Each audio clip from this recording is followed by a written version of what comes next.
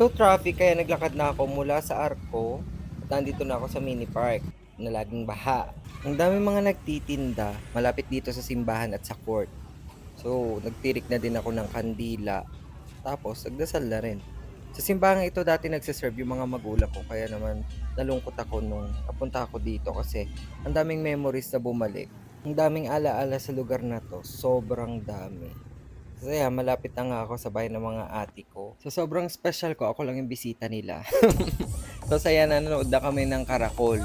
May competition pala ng Karakol. So mamaya maglalaban-laban yung mga grupo at maaari silang manalo ng premyo.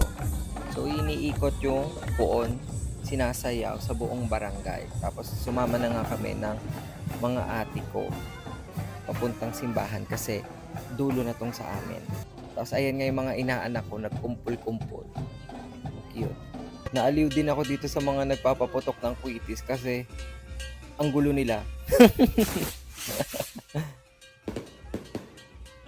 Feast ng Our Lady of Lourdes sa France. And after ng Karakol, pinagkukuha yung mga bulaklak na nakalagay dyan kasi blessed na yan. At iuwi yan sa mga kani-kanilang mga altar.